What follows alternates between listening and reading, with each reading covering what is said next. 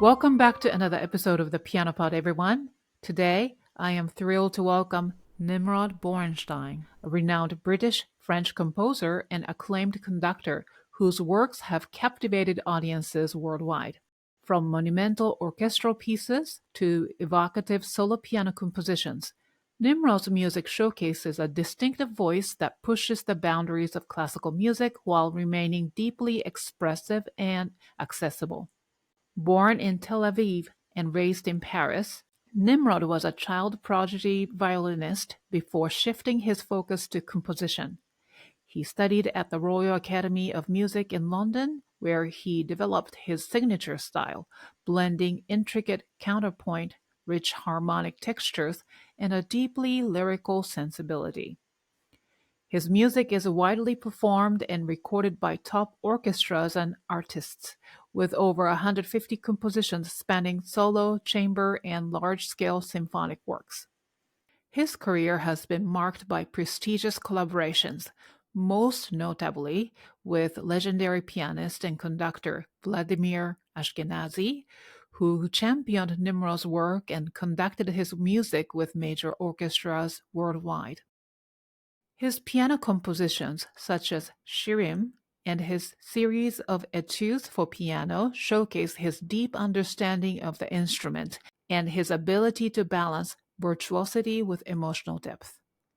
In this episode, we will explore Nimrod's journey from child prodigy to an internationally celebrated composer, the creative process behind his celebrated piano works, including Shirim and his Études, his collaboration with a legendary Vladimir Ashkenazy, and the challenges and triumphs of composing for piano, orchestra, and beyond. Before we begin, I want to share something new with you. Every Friday, I publish a blog on Substack where I go beyond the podcast, offering personal reflections, behind-the-scenes insights, and thoughts on music, creativity, and the evolving role of classical musicians. If you enjoy these conversations, I invite you to subscribe at thepianopod.substack.com for exclusive content and deeper discussions. We can't wait for you to hear Nimrod's incredible story, his dedication to contemporary music, and his innovative work that redefines the boundaries of classical compositions. Now, without further ado, let's welcome Nimrod Borenstein to the Piano Pod. Please enjoy the show.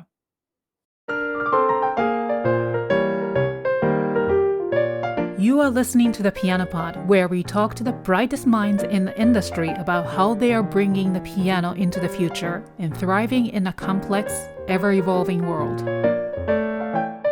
Welcome to the Piano Pod, Nimrod. It's such an honor and pleasure to have you on the show today. Thank you so much for being here. My pleasure. So, where are you actually joining from today? At the moment, I'm in London. London?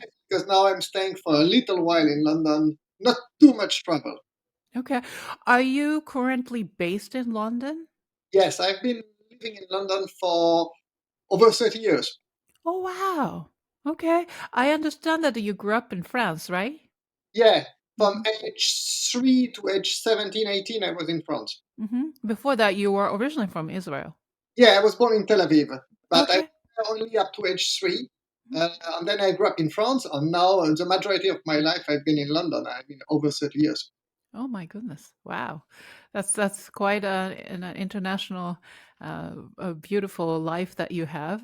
So, anyway, I've been really enjoying listening to your recordings over the past several weeks, and I'm truly amazed by the breadth of your work, spanning from orchestral, chorale, instrumental, and of course piano solo, and even ballet work that you've done. And with such an extensive catalog, it's clear we can only cover so much in the limited time we have today. And since this is the piano pod, so I'd love to focus on your piano works in particular. And of course, later in the episode, we'll briefly touch on your other works as well. But before we dive into the details of your compositions, let me just start with a question that has become customary for our guests this season. So, even with a distinguished artist like yourself, we rarely get the chance to truly get to know the person behind the music. You usually have this beautiful profile photograph and then the CD album cover, but you just don't get to hear the personal story. So, one of the purposes of this platform is to connect art with humanity. So, I think we all want to get to know you in a more personal way. So, my first question for you is, if you were to capture the essence of your artistry, mission, passion in just a few sentences, how would you define who you are as an artist today? I see that for me it's quite important to say that too many people spend too much time to explain their art. I usually say that if you have to say to explain your art, it means that there's not very much in your art. My art is what it is, and I'm not a philosopher. I'm not so everything that I've got to say is in music. But that's the first thing. But I'm not going to avoid your question. So I'll say as well that for me, I'm looking for absolute on beauty, but beauty in the novel beauty, something that was not there before, and that would be sort of my on novelty. Yes, novelty and beauty. Wow, beautiful. I think that shows in the music. So let's dive deeper into your compositions.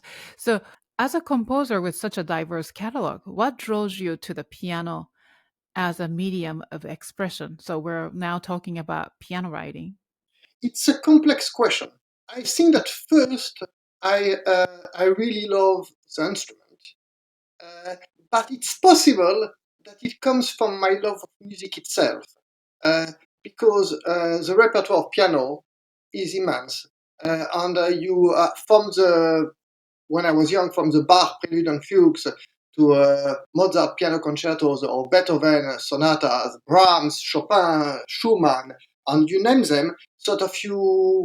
Uh, for me, the most important thing is always the essence of things. So music comes first, above anything else. And I think that in a way, maybe that's what attracted me for the piano, because the repertoire is incredible. But I think that if I'm honest, it's over that. Well, your first question asked me how I would define myself.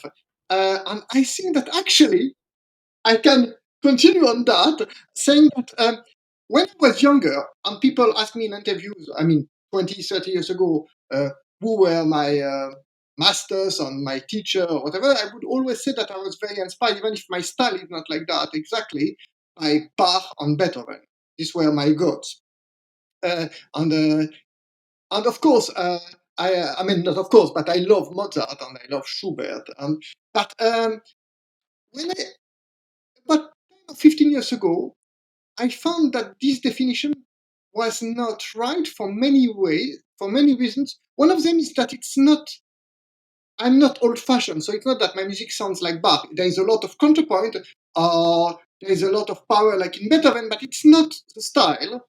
And I found that in all the history of music, that two different types of composers in my view. The composers that have, in a way, one thing to say, on the one that are very extreme.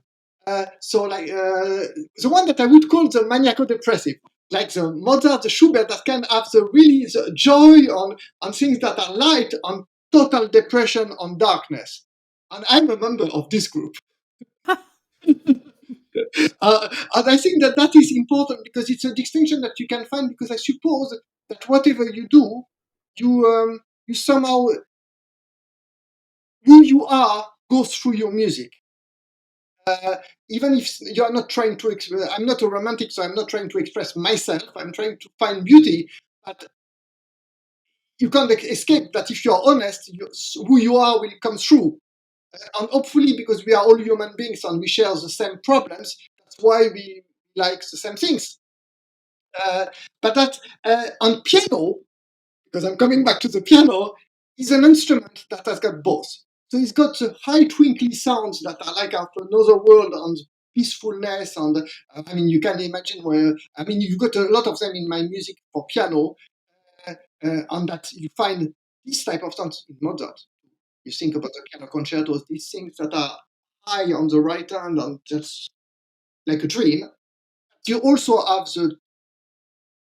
the power on the basses, on the drama that piano creates as well. And my music being, I think that for me, contrast is the essence of art and the essence of life in general. And so I love the piano because of that. One of the reasons. Yes, yes. I understand that the reason I'm asking this, because not only because of your expansive work, but also I think you originally started as a violinist. Yes, but I thought that I would have a dual career as a soloist, as a violinist, and a composer.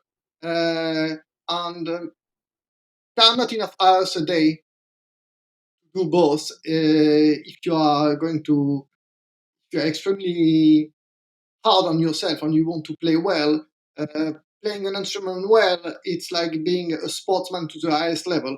To even keep the level, it's just so many hours a day.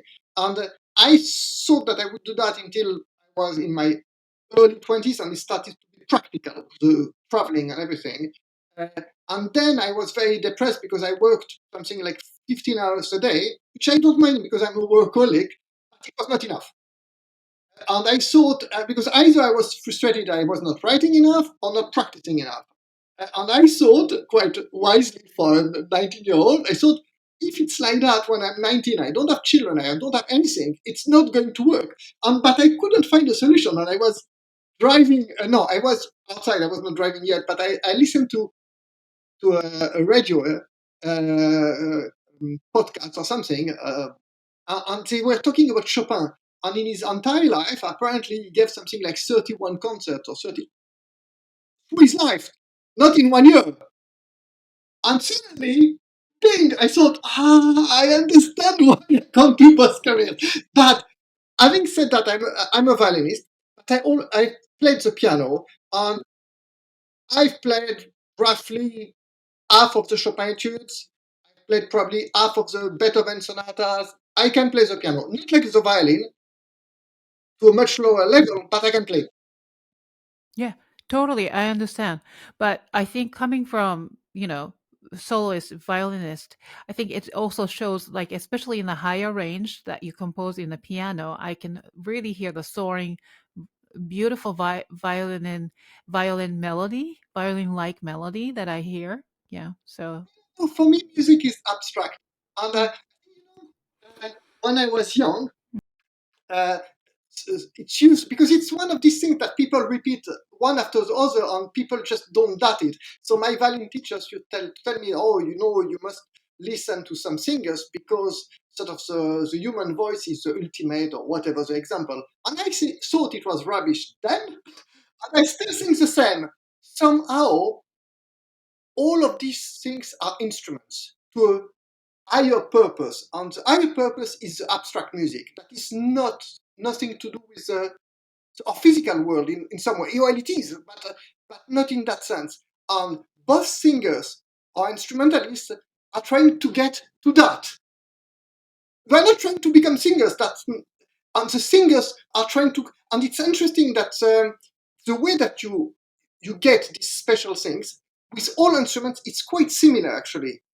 That you cannot have tension. That if you want to play very high sounds on the violin or in singing or on piano, it's interesting. On the piano, from let's say sort of the C 2 octaves above middle C, there is a point at which if you hit the keys louder, the sound that comes out is softer actually, because to get a loud sound you need to. It's like dropping a stone on a lake, and when you drop the stone, suddenly the sound appears. And it's the same with the high note. You press it and the sound grows. Because I don't know the reason physically, I'm not a scientist, but somehow if you aggress a small string at that height, it doesn't work. But it's the same in singing, it's the same in flute. So it's quite similar. So in that sense, I don't think that. But I was thinking, because you said that because of the violin, I'm not sure that it's. I think that it's the music that influences the other things somehow. But the piano has got these sounds. There are a few instruments that have got these beautiful, pure sounds like cold water in a very hot day. You got the piano, you got the vibraphone, you got a few of these dreamy. And I think that there are two reasons why it's so difficult to transcribe pieces for piano. At least two reasons to other instruments. It's one of them is that this type of dreamy sounds are very difficult to find a way that it's similar, unless you go to sort of harmonics in string instruments, but it's a little bit of the easy way as a composer to transcribe that in harmonics. And then there is a pedal, of course. That is something very specific to the piano that you probably have as well, sort of automatically with instruments like the harp. But it's on the piano. It's interesting. And when I was in my 20s, I always thought, and it probably had something to do with also the way that I was writing then, that when I wrote a piece for one instrument, it's just there was no other way to transcribe it to something else. But it changed when the first crack in that idea was maybe 20 years ago. I had a conductor that came to one concert that I had with a full concert of my music, and he heard a piece for septet. He contacted me after saying, I'd like to commission from you a transcription for orchestra. And my first reaction was, I'm not doing it. You can give me £1 million. I'm just, I was 20 or something. So I said, I'm not doing it for no money. It's not working. But the man was a bit older. He was, I think, in his 40s or 50s. So he understood the use on the extreme. And he said, well, why don't you think about it? And because I think that it could work, that piece. And it was a piece called the Shell Adagio. It became the Shell Adagio. Because it was the central movement of a piece that had three movements. And I put the phone down, and I thought about it, and I thought maybe it could work. I could imagine it. So I gave him a call back, and I said, let's do a deal. We'll agree on a price that you pay me. I will try it. If I don't like it, I don't give it to you. You don't pay me. Because there's no way that if I don't like it, we have it. And then it worked, and the piece was nice. So I thought, oh, that's interesting. And then after that, consciously, when I was commissioned a concerto for saxophone and orchestra, I said to the commissioner, why don't I do, because it's unusual, two versions. One for full orchestra and one for string orchestra with exactly the same solo part. And he became white, and I thought, why is he nervous about that? Because he thought that you had to pay twice for the commission. So he said, I'm sorry, I can't pay. I said, no, that's my problem, my artistic problem. I think that it's interesting. Because it's true, it was double, it was a lot of work. But I thought, so that was something. And more recently, and that's a total extreme. I had this piece that was commissioned by Carnegie Hall and another foundation, part of the Lullaby project. It was a lullaby. And when they contacted me, I can't remember, it was maybe 10 years ago, they said, you know, we really love your music, but what we will also like, but it's important for us that it will be played a lot, and we can see that your music, a lot of pieces are played hundreds of times, so it's we care about that it will have a legacy in some way. And I said to them, you know, I've got an idea. If you want the piece to be played a lot as well, and it's a really big challenge for me, I will do two versions. I will do one version for solo piano, and to make life very hard for myself, I will make a second version for string quartet. And that's, you can't more different. It's just like two worlds. Same piece, same number of bars, same piece. And I did that, and it worked very well. And after that, I had some friends from that said, "Oh, you know, could you do a version for trio, and then so string trio?" And now I think I'm on version 13. It has just, it's just a bizarre thing, but it's like you know, like there are sort of, you know, Ravel did this for him. It was an exercise in orchestration with the bolero. But for me, it was almost like an artistic challenge to do this piece in various manners, and I've continued. And how you transcribe the piano to a different world, I think that there's hardly anything that is more difficult. Because it's so specific, and it's part of when you ask why I like the piano, I suppose that it's part of it, that it's got this specificity that it's difficult to transcribe. Can you maybe describe a little bit more about the specific challenge, the specificity you mentioned? I think that the specificity is in the sound, the color of the sound. But I suppose that, you know, when you go to orchestra, whether you're a conductor or you listen to a concert, it's not by chance that the groups on the page you got the woodwind on top of the score, and then you got the brass, and then you got the percussion, soloist, and then strings. All the strings, they sound the same, more or less. So, of course, cello doesn't sound like a violin, but it's the same family, same color. The brass definitely sounds very much the same in some way. The woodwind, it's not true. They each have their very, very strong individualities. The flute doesn't sound like a oboe, doesn't sound like a clarinet or a bassoon. But they have something in common.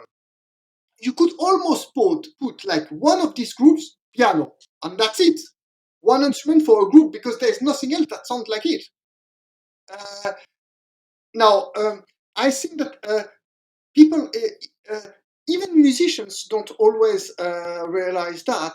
I mean, performers rather than composers, that the hardest things to compose for is one single instrument. If you have a choice between composing an opera, an orchestral piece, a ballet, or let's say a piece for piano is definitely harder by a long way. On top of the tree, the most difficult things ever is one single instrument that is not the piano. So like it's a violin, or I mean, it doesn't get harder. I mean, you just have to look for solo violin, and Mozart didn't do it, and he was a violinist, and Beethoven didn't do it, Brahms didn't do it. It's so hard. Bach did it, and it's very impressive, and it's because it's so hard, one single instrument. So piano is still very, very hard because it's one single instrument. And the reason because of that is because one of the very important tools for a composer is counterpoint. Or counterpoint has sort of many, many melodies going on at the same time. And of course, on violin, you are limited.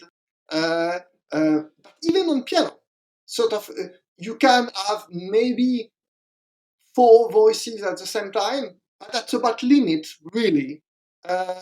and they are not as free as if you had a string quartet, because then each voice can do whatever it wants.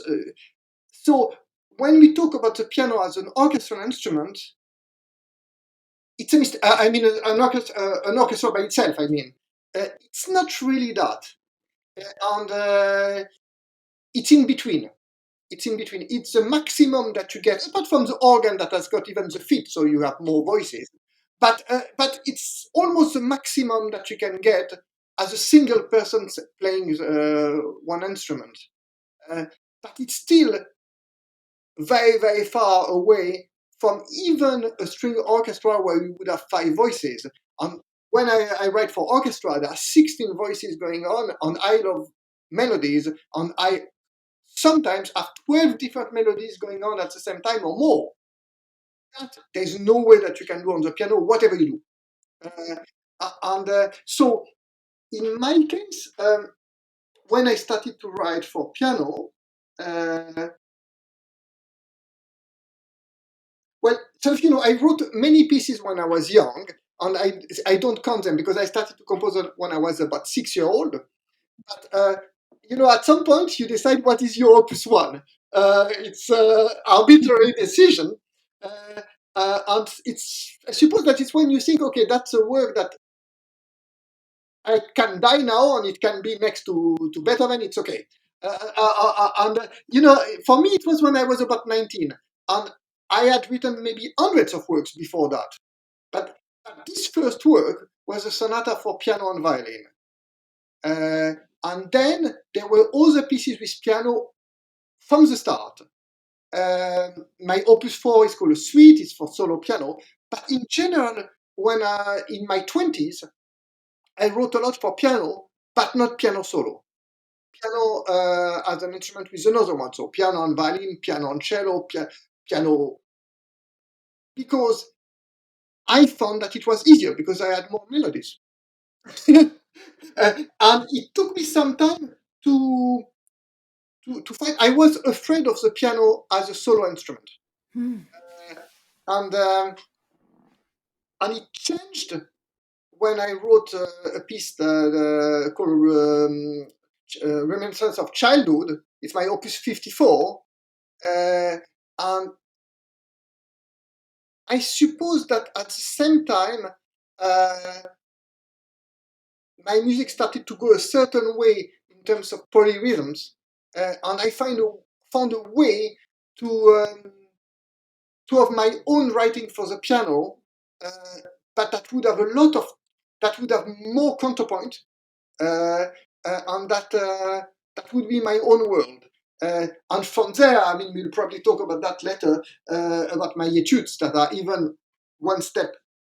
Right. Yeah, I was going to ask you that. So I think the Reminiscences of Childhood became sort of, I wouldn't say base, but sort of the start of your writing for piano solo works. No? Yes, Yes. absolutely. And it's interesting because the piece was not at the beginning conceived as a reminiscence of childhood. It was a commission for a single piece, which is the first one of the reminiscence of childhood, called Lucilla Behive. And it's I mean, when I wrote it, and a lot of pianists liked it, they said, but it's a 4 minute piece. Why don't you write a couple more or something so that it's easier for us to program it because it's just 4 minutes. And that's how sort of I composed the 3 pieces of Reminiscence of Childhood, and I found somehow the first piece was quite easy, I seem to remember, to write. I mean, relatively, when I mean quite easy, I mean that it took me, I don't know, 70 hours on not 200. Or at least it felt not, which was something good. And the 2 next pieces of Reminiscence of Childhood felt easy to write to. Wow. So, I want to focus on your Études and then the Shirim. Okay. So they're both, in many ways, share the similarity of piano series and shorter pieces. However, they serve contrasting purposes in audiences. One is, of course, with the challenge of technical demands and also interpretation. You kind of have to have the ear for it. And as a, of course, performer, you have to be the certain level of being a pianist. Now, as opposed to that, I wouldn't say Shirim is less in well, maybe technical demands, but quality wise, I wouldn't say less or more. So, but let's start with your etude. So, mastering a concert etude is often, regarded as one of the pinnacles of achievement for pianists, and then I'm sure as a composer as well. So, you're currently working on a full cycle of 24 etudes? Yes.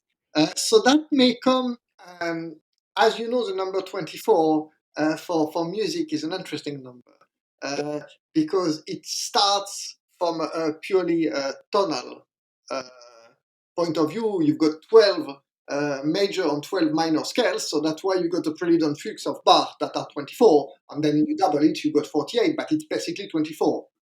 And then that's part of the magic of the number 24.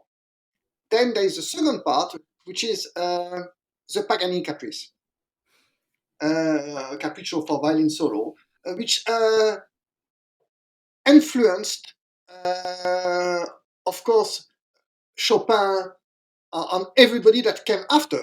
And it's interesting because sometimes I get asked as a question whether sort of a performer influenced my writing or in such a way. And I think that it cannot really be true for composers. And so the reason why Paganini sort of really influenced Chopin on Liszt is not because he was a fabulous violinist, but because he was a fabulous composer. Because to write these works, I mean, of course, he was probably one of the most outstanding violinists of ever. But it's a little bit like now, if you think about the 20th century, Rachmaninoff, he was a very great pianist, and probably Paganini was this type of people. But the reason why the piano writing of Rachmaninoff stays is not because he was a great pianist, but he was a great composer for piano. So he found a way to develop the instrument. And the same way Paganini found a way to develop the violin. And then sort of Chopin and Liszt thought, well, let's do the same on the piano. And since then, sort of there was this wheel of developing the instrument in such a way. In my case, I didn't have a plan. I mean, sometimes in life, it's the best plans without a plan. It's like sort of you can try to find, you say, oh, I want to get married, I need to find a person, and it doesn't happen. Or it just happened that you meet the right person. But it's, in my case, I always loved the 24 Etudes of Chopin. I think that they are unrivaled in the sense that um, they are all beautiful. And 24 beautiful pieces, one after the other, it's quite something. I mean, even if sort of in my eyes, let's say Bach is a greater composer than Chopin, it's amongst the pinnacles of things that you can't get better. Like I would put Beethoven at the top as well. But if you think about the Preludes and Fugues, I think that Chopin wins because out of the 24 Prelude and Fugues, they are not all incredible. In my eyes, they are not all masterpieces. Whether the Chopin etudes, they are. Each of them is quite something, and that is magical by itself. And so I always loved them. And not that as I said, I play the piano as well, so I've played also the Debussy etudes, I've played the Rachmaninoff and things like that, but they don't get to the 24. Apart from anything else, 24 is quite a challenge. But I didn't have a plan. And like you said, Reminiscences of Childhood was, if we look at numbers, it was my opus 54. And the etude started opus 66. Yes. Mm-hmm. And it's interesting that they somehow started thanks to the Reminiscence of Childhood. I'll tell you the story. It's a funny Yes, story. yes. Mm-hmm. It's a bit, I remember that when I was at the academy, I had a friend that played the horn. And he told me this story about Mozart on the horn concerto, that if the horn is at note abused Mozart, saying, I really want you to write, and things like that. Mozart couldn't cope more with it, so he wrote the horn concertos. So lucky for the horn. And well done for the hornist. But in my case, sort of, I had this Russian Belgian pianist that phoned me or got in touch with me, probably email, I can't remember, sort of, and said, "Look, I want to perform Reminiscences of Childhood. I have got a concert at the Salle Gaveau in Paris, and I want to perform the Reminiscences of Childhood." Um, uh, but it's not going to be a premiere because, I mean, the Reminiscence of Childhood, by now, I think it's been performed probably by 200 or 300 pianists. But even at the beginning, it was already performed. So she said, but for me, it's an important concert, and I'd like to commission a work if you got the time from you, so that I have a premiere too.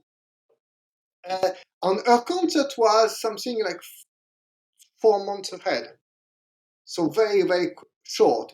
And I said to her, well, look, I'm never late, and I like to take my time, and I don't quite see it, but and then I had the idea. I said, but let me think. But maybe I always wanted to try to do an etude, so maybe I could write an etude. And I said, but let me think about it. So at that point, I used to have my office on top of the house. So now it's in the middle. And I went down and I talked to my wife. I said, this pianist, she's playing. She wants to play Reminiscences of Childhood, and she plays very well. And I think maybe I can write an etude, but I'm not sure if I've got the time because it's only. And my wife said, oh, come on, Mozart wrote an opera in 3 weeks. You can't do it. and I thought, okay, let's jump in and let's try. And because I was still, after Reminiscences of Childhood, I was still very afraid of writing for solo piano. Even if that worked, I thought, okay, maybe it's it just happened, but maybe the next one is going to be hell. So I say, okay, and I write the etude, and it came so easily. I mean, I think that it took me maybe something like 50 hours, which is not very much. The first etude you wrote? Yes, to write the etude. Ostinato etude. Yes.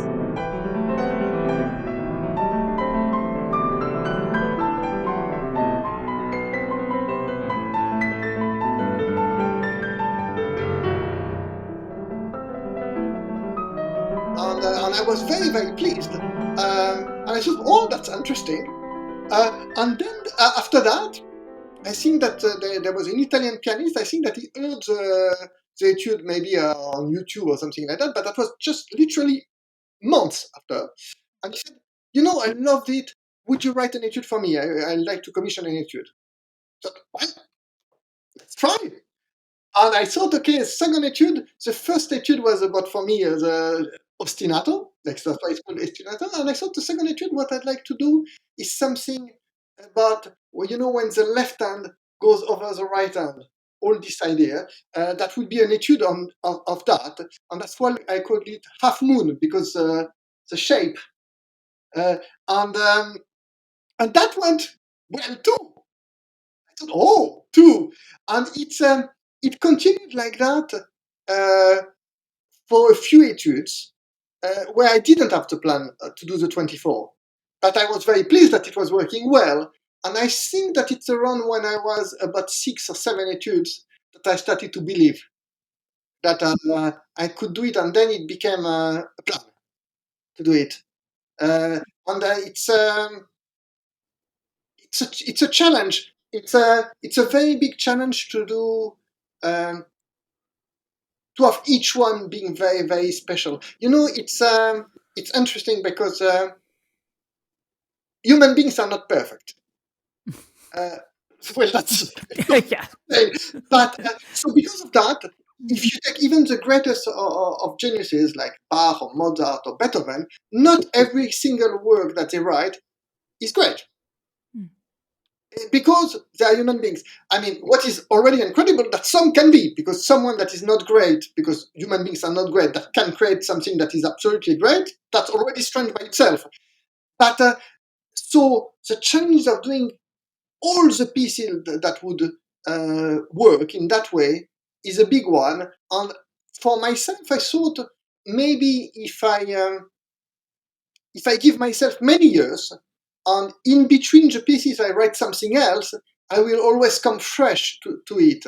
And that's why it was you talk about long-term project, that was a long-term project. I mean, now it's been more than 10 years, I can't, maybe 13 years, and I've done 15.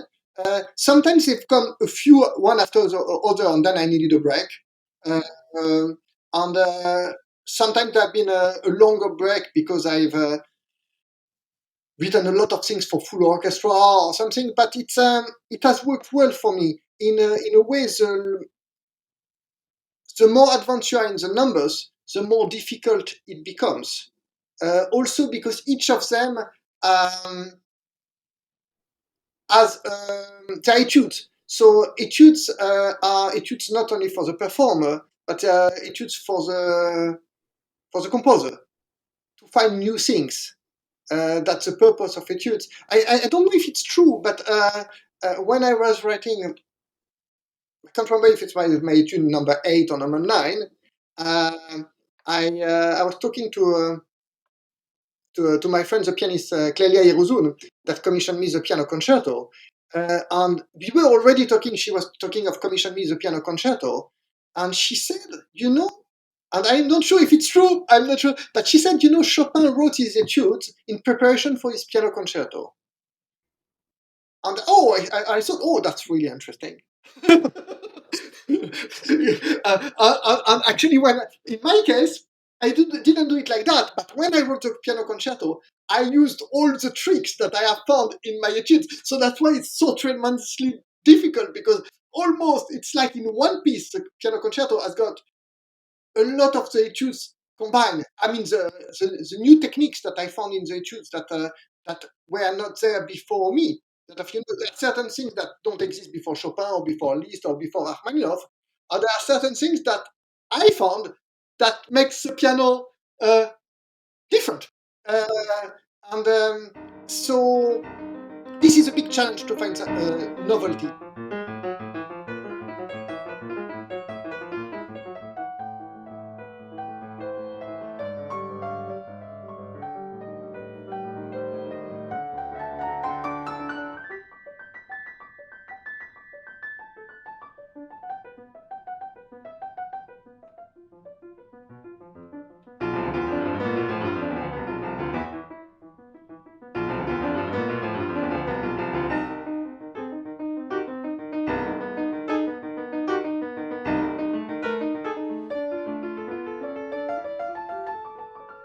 Well, the etudes are tremendously difficult.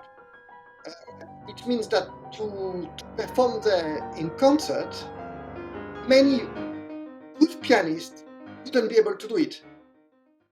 Wouldn't make them bad pianists, but it's technically very, very, like, sort of you can be a good violinist and not being able to play a Paganini Caprice in concert. It's something specific. And my etudes are they are difficult, really, really difficult.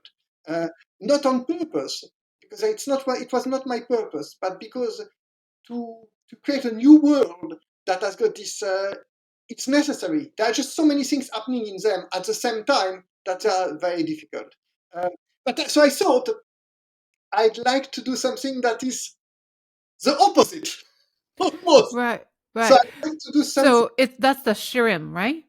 So Shirim, my idea was to write a piece that is playable not only by any pianist, but also that would be playable by amateurs, for most of them. So when I started, my idea was that I was going to do 18 of them, and that that all of them should be playable by a good amateur. But as I was composing them, and I think that I was around number 3 or number 4, I found that I wanted to write something that was a little bit more complex, and that wouldn't be playable by an amateur pianist.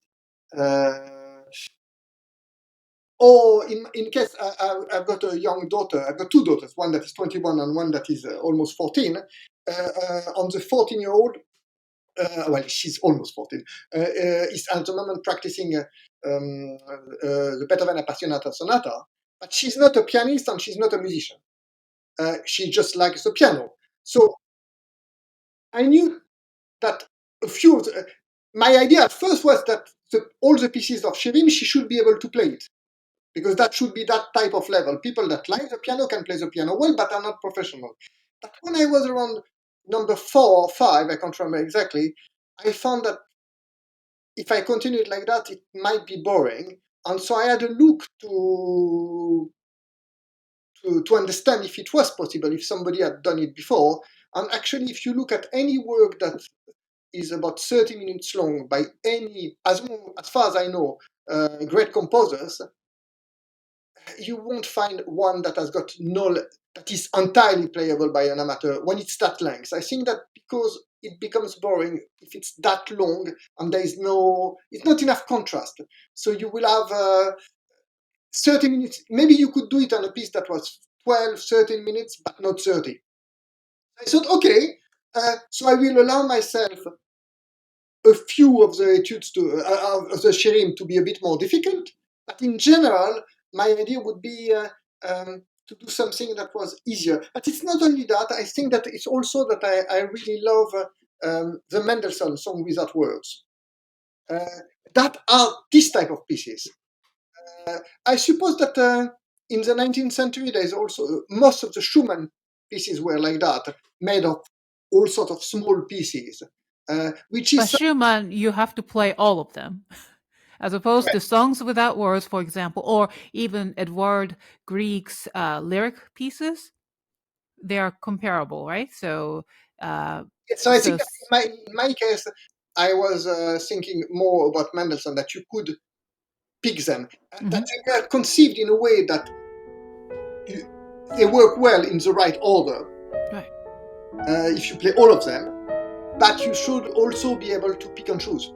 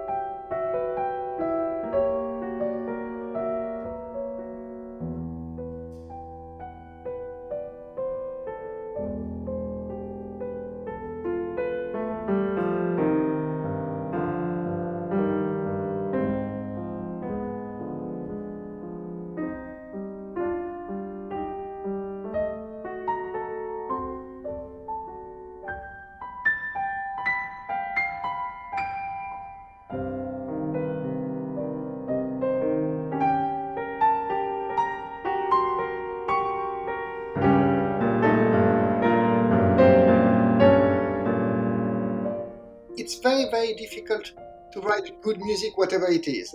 And there is no reason that. I mean, there's it's different to write something simple or some. I mean, it's not simple to write something simple. If you think about it, if you think about the first movement of the Moonlight Sonata, it's not difficult. You can give it to pianists that have done a year of piano or something like that.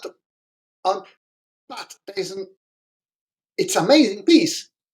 I think that it's just it's a certain type of pieces. In general, they tend to be slow pieces that can be very complex but not that difficult. But also, it's a certain type of pieces, and it's true. It's a big challenge. My father, that is an artist, is a great artist, told me that when I was young, that he was saying about that at the Beaux-Arts, they were making a mistake because for the entrance exam, they were doing something that was a bit ridiculous. They were asking young painters to give them 12 study on, let's say, a lampshade or whatever.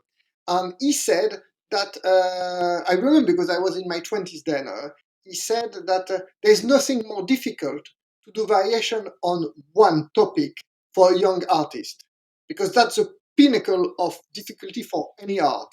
And that's what you can do in a way when you are much older. And actually, I went for. And usually, I don't have very much time for. I mean, especially at the moment, it's so busy for holidays. But this time, I went to. I had 4 days of rest, and we went to Florence um, with my wife.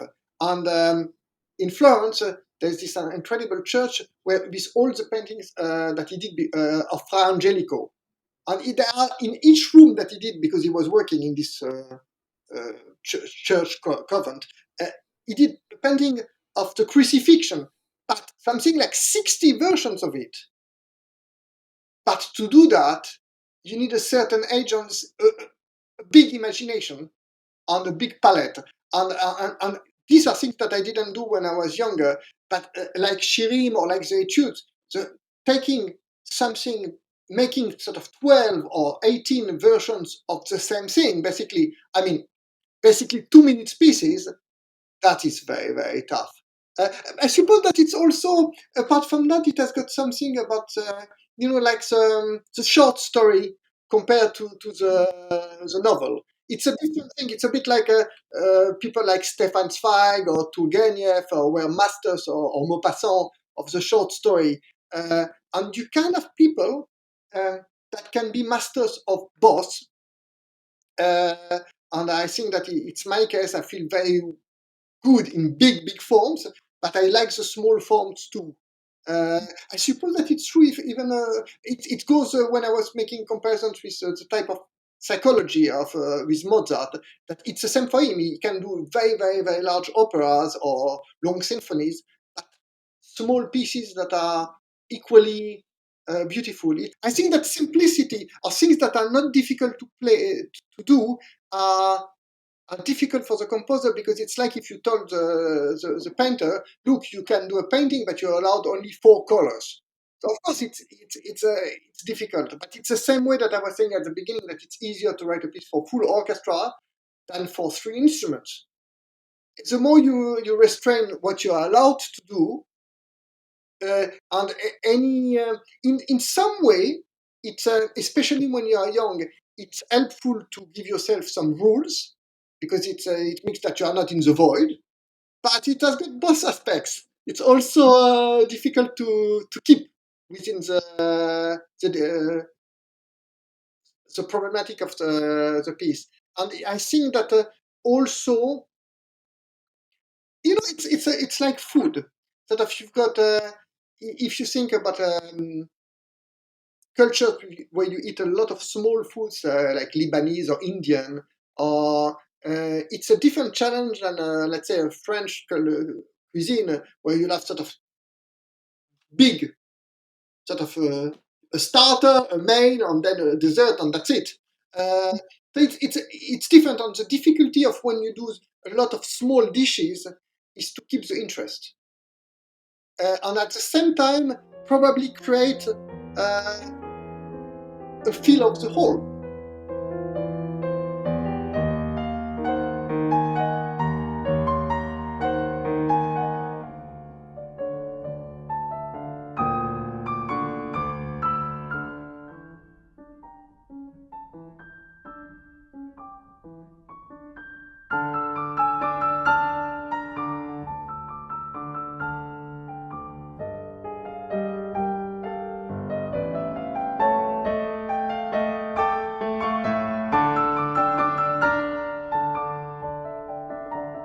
I really love the series of Shirim. So Shirim is Hebrew, right? I Yes. mean, in songs. And then is there any inspiration coming from your early childhood or the culture No, maybe?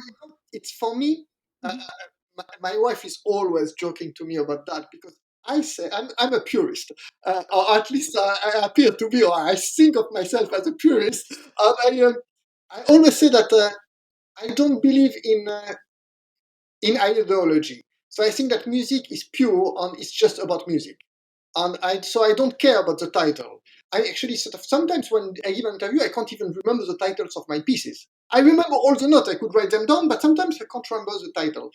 It tends to be that, but pieces need a title, and especially the pieces in one movement, because you write a piece in several movements, you call it sonata, symphony, whatever you want, and then you call it symphony number one, symphony number two, symphony. You write a piece that is one movement, you've got to give it a title. And I wrote a lot of pieces that are one movement, and almost every single time, I wrote the piece first, and then I tried to find the title that would not put the performer in the wrong idea. And I hate doing that because I'm not a writer. It's not my field. But in Shirim, it was. So I wrote the pieces first. Some of them, I gave the titles before I started, because I knew what I wanted from the piece in context of the others. And most of the time, it was after I wrote the piece to try to define the atmosphere.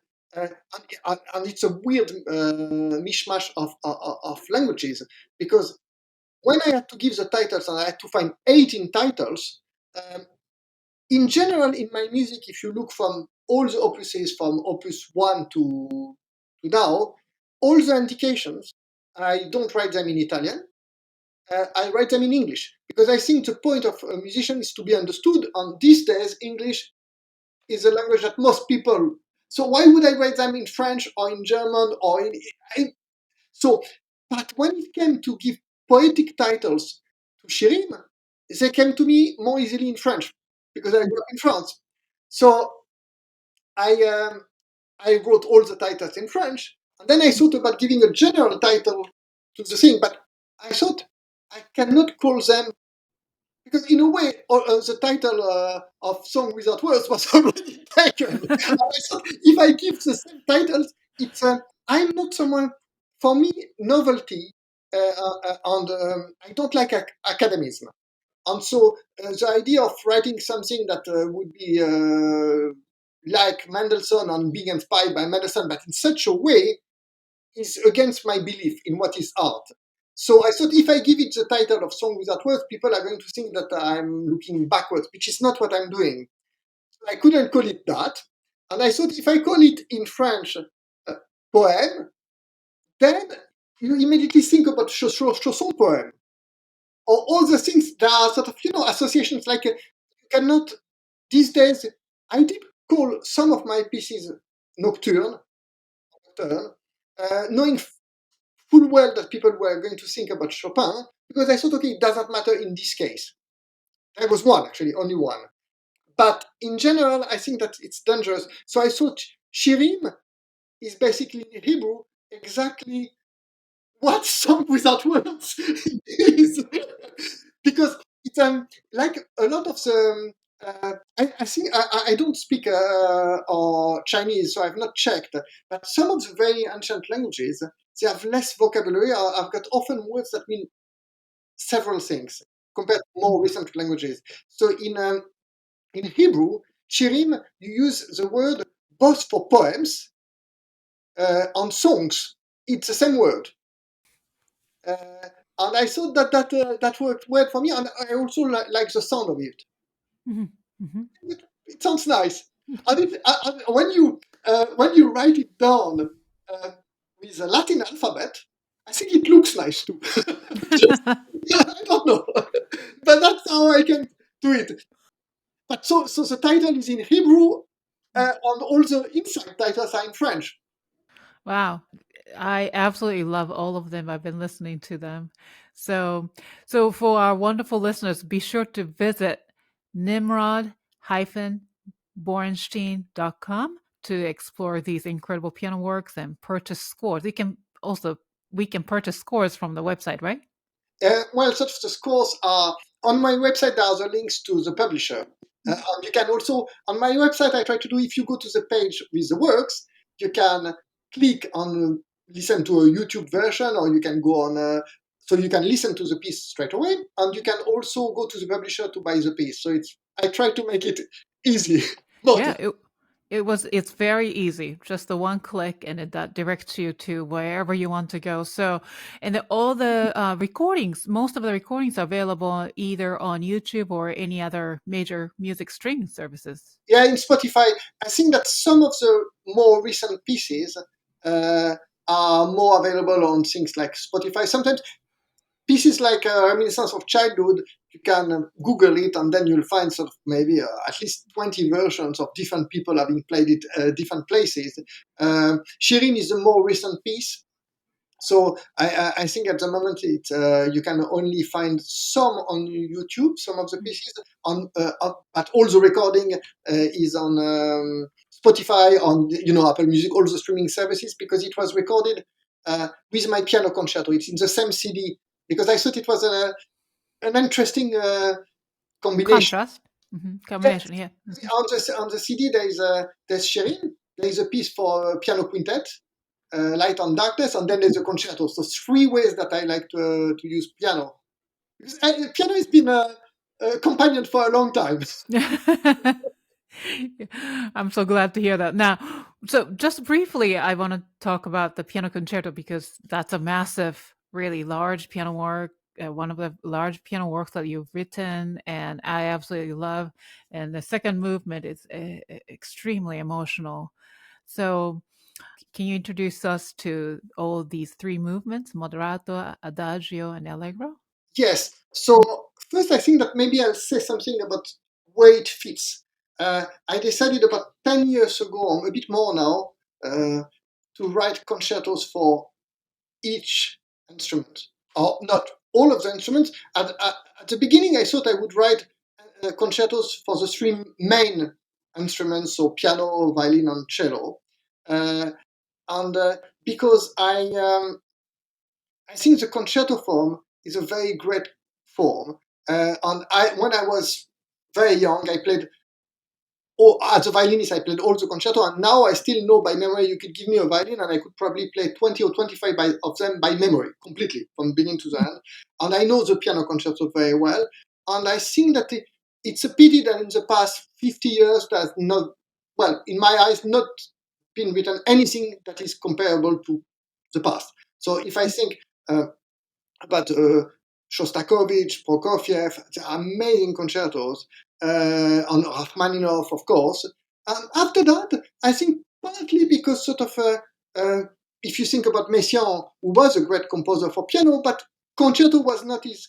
To talk to about psychology, he was not someone that the concerto sort of one person against everybody. That's a sort of quite a Beethovenian feel. I like that. It was not Messiaen. So we didn't get any really important contribution, and I wanted to do that. So it was one of my projects to write concertos, but it didn't happen in the order that I thought they would. It started with a cello concerto, but after that, some people loved it, so they commissioned me concerto for saxophone, for bassoon, and then I had the violin concerto. But in a way, it's really lucky because like that, it matured the way that I was writing concertos, and also in the other instruments, I didn't quite need that. But for the piano, the fact that I started to write the etudes, like we said, sort of when I arrived to the piano concerto, I was ready. It was mature, and so I decided that it's been sort of quite something that I've done a few times now already. I think that one of the mistakes or mistakes, it's difficult to say mistakes or not mistakes, but of a certain type of contemporary music in, let's say, 50 years ago, that is very, very old-fashioned, was to think that to write something new, it was enough to, let's say you wrote a new piece, you were a contemporary composer, if you wrote a piece for 12 trombone, 1 clarinet, and 5, and that will made you original. And I never believed in that. I thought it was just totally stupid and too simple, actually. That the real novelty should come from what a composer plays with, which are the notes and the rhythm. These are, and you need to be strong enough that that would be enough for you. And so it was a rational way of doing it. I always believed in that. And in a different way, I did the same with in a bigger form for the orchestra. So a few years ago, when I had Ashkenazy, I was writing a piece for him as a conductor. And he, Ashkenazy, as in the Ashkenazy, right? You're yeah, talking yeah, about Vladimir yeah, Yeah, but I'm just saying, clarifying for my audience. yes, he, Yes, it's a big name drop here. Yes, go no, no. ahead. So he, so I'm writing for him an overture, and we were talking because it was for the Philharmonia Orchestra, and he had a concert in mind. And I said to him, so what are you performing on that day? And he said, I'm performing Tchaikovsky Fifths, and I can't remember something else. And I said, you know what I'd like to do? I mean, I'm going to write a piece that has got the same orchestra as Tchaikovsky Fifths, so that people can see that it's not about the orchestra, it's about what you write. So the orchestra will sound totally different with what I'm writing.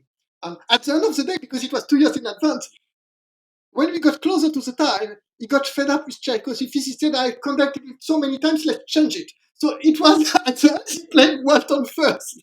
He was conducting, but never mind. So, but to come back to the piano concerto, so my idea was it was going to be a concerto that was going to sound very, very big, but the orchestra is the one from Beethoven Emperor, or you could, it's the same orchestration as Schumann also. Schumann and Beethoven Emperor Concerto have got the same orchestration.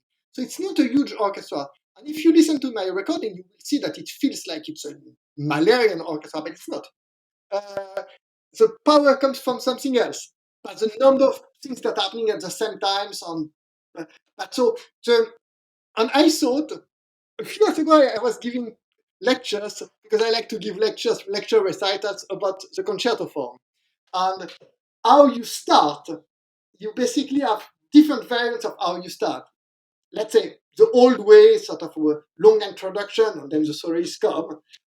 Or you can have sort of more modern, I mean, what came after, like straight away, like Schumann or Mendelssohn, or for Mendelssohn Violin Concerto, Schumann Piano Concerto, it's straight away, or Beethoven Emperor again.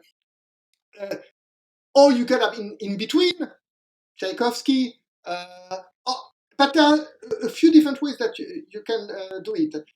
And then you can start with both together, or you can.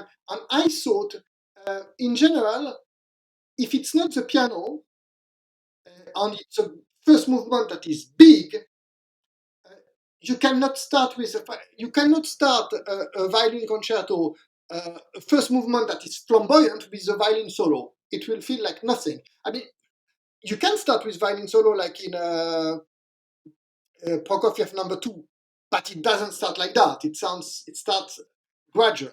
With the piano, big instrument, you can start with the piano. So I decided to give myself the idea. It's going to start with a beginning, like in a way, but that's not piano solo. When you think about Tchaikovsky first, big beginning, or certain, or Rachmaninoff, I wanted this type of beginning.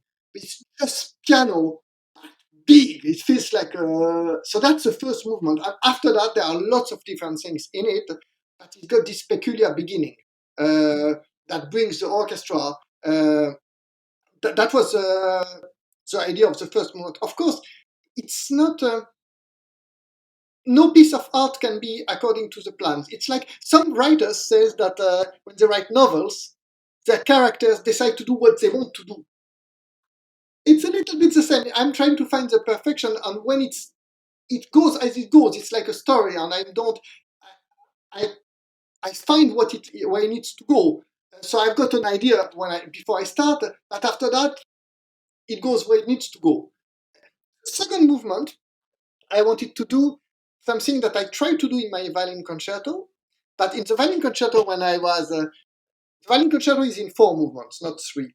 But before I was writing the third movement, I said to my wife, Now I'm going to write something that is like this Mozart piano concerto, slow and very slow and serene, this sort of thing that is out of this world. And then I write this movement that is as dark as it's very slow. It's so dark. It's just like you've lost all your family, you are dying. It's just end of the world. It works as well because it was what needed to be there. I felt it needed to be slow, but that's what it was. But I arrived at the piano concerto a few days later. I said, this time I'm going to nail the magical second movement Mozart type. And that was my goal for this second movement, this dreamy movement. And this time I got it. It's a dreamy movement that can have because as I said, contrast is important. So even if the main atmosphere of the movement is that of peace and sort of these twinkly things, but of course it's got very, very, very dark moments. It's like at the moment I've got a commission for guitar solo for in 2 years' time, and I was asking the guitarist that he said, "Oh, you write whatever you want." I said that it's a 7 minute piece. I've got basically two options. Either it's going to be a piece that is in general fast. It's a fast piece, but there will be beats that are slow. Or it's going to be a slow piece that has got beats that are fast. Because you cannot write something that is that long that is in one color. So it's a little bit the same in a concerto. Inside the second movement, there are various things, but the second movement has a feel of, for me, what I think when that is proper to the piano as well is this feel of clear water. If it's really hot on a hot day and you are outside and you walk and it's very, very hot, I think 35 degrees Celsius, and then you get into the air conditioning and you have a glass of cool water. These are the high sound of the piano with pedal. Dreamy. It's just such a well-being. So that's my second movement. And the last movement is very fiery and more so than the first one, but I've got a lot of lyrical passages. What is in common with all the movements is my writing of polyrhythms in the piano, and it's inside the piano part, apart from being with the orchestra. It's probably, I would say, it's one of the. I think that it's the hardest piece I've written in terms of conducting. I know because I conducted it. It doesn't feel like that when you listen to it, but I like to play with rhythm, and uh, if someone that is listening to your program is not a musician, I can simplify it. Let's say that you've got a pattern that has got 7 notes, but that's your melodic pattern, 7 different notes, but you put it above something that a rhythm that plays 5 notes per beat. So where you feel is the beat is every repetition of the 7 notes, but that's not a real beat. If you do that in various ways to different instruments at the same time, the feel of where is the beat and where it is totally different. And it's as a conductor, you really want to be on the right beat. So, and it's true for the first movement and the last movement. They are tricky for that. But I think that it's part of the novelty. This. I suppose that all that it's. I don't. It's what we started with. I think that all this explanation of what you want to do, they don't have any importance if the person that listens to them cannot feel it. It's just words. It's of course it's my kitchen, but it's like sort of you go to a restaurant. If the cook brings you something and you start to eat it and you say, "Oh my God, it's awful," he can tell you, "But no, it's really interesting because I tried to do that. Who cares? It didn't work." You know. So you need to understand all that. If you want to be a cook, you need to understand what you're doing. But in a way, from my point of view, the performance also needs to understand what I'm trying to do. But the audience needs to just feel it because It's not their job. The job is it's like you listen to a story. You feel the story. Wow. So you're quite I compare you as with being an architect. Build something that people can live inside, but also enjoy the aesthetics. But to be who you are, I think I want to talk about two big influences in your life. One is your father, who is Alec Yeah, Borenstein. I've seen his works online. Wow, what a talent! What a gift! Right? He's a oil painter, or everything. mhm. He was a child prodigy. I mean, Mm. And he then as you are too. So I'm curious, and also I want to later talk about, of course, Maestro Vladimir Ashkenazy. We mentioned, so we can't ignore that. But first of all, I'm curious to know what sort of conversation you had as a young person, as a child, you were with your father. about everything. So my parents, both my dad and my mom, always treated me as an equal, as an adult, Hmm. some way. In terms of intellectual, not in terms of. I was a child. I was allowed to be a child. Yeah, yeah, yeah. My parents were very protective in the sense that I think the first time that I really left the house and went alone was when I was 17, and I left for London. And then I was totally alone. But I think because I received all the love when I was young, so I was perfectly okay. But but I mean, they never believed in. They were very intellectual. My mom passed away, that's why I put it in the past. But and the discussion sort of they didn't believe that they would say it's like that because it's like that. So if they told me something, they had to prove it to me and to explain it. And so things had to be discussed and explained, and you could disagree. It's not. They didn't say no. It's right because we are older. We know that was didn't exist. Uh, Even if it most cases it was true, but it was not the reason that was given. And in terms of art, um, I think that if you talk to my father, he would probably have he might when we talked together, he was not exactly aware of what I picked up. Like when you have children, you say a lot of things, and some things resonate with them, some things less, and they don't. They have their own personalities. For me, I think that it's like any education. It's what you say is almost less important than what you do or who you are. My dad, for me, is a big hero, and he's a very, very moral person in life, which that is a plus, but not necessarily as a great artist, but in art. Uh, and that I admire enormously. And this is the part that he probably doesn't agree because he's not like me. For him, he thought that he think that you should dissociate the two things, and that it's otherwise it's a little bit like it's too simplistic to think that the human being and what you create is the same thing.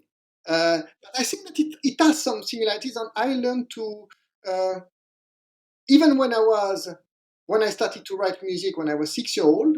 My dad told me, the most important thing of all is, or one of the most important things is that it's new, that nobody has done it before. And that's because some people say, oh, it's sometimes these days they say, oh, someone writes music and it sounds like Vivaldi. They say, but it's good, it's good. No, I don't agree with that. If you write now and you write and it sounds like Vivaldi, it's not music, it's not creation, it's the opposite of creation, almost, because the essence of creation is that you try to do something that's new. If you write like Vivaldi, but because you never heard Vivaldi, and that's what came to you because you lived in a growth for who knows? Okay, uh, when I was uh, 8 years old, uh, I started to write with 12 note music. Uh, and I thought that I discovered it. So I remember I was very excited because I thought about I'm going to use 12 tones, and I had never heard about Schoenberg. Uh, by chance, I don't know, I think that there are certain things that lead you to certain ways. You're right. But my music didn't sound like Schoenberg. Even the 12-tone music, it was very much my own. But so that is important because I think this lesson that art has to be new, and most important of all, it's not that it's new so that everybody agrees. Because these days, when people talk about avant-garde, they talk about avant-garde and they all do the same, and they say that's new. That's not new. If everybody is doing the same, that cannot be new. I mean, that's obvious in some way, but it's not. And that's what's really different. But that's not enough because it has to be interesting, of course, and beautiful, and that. But what type of beauty you try to create differs according to the artist. I'm maybe because who I am,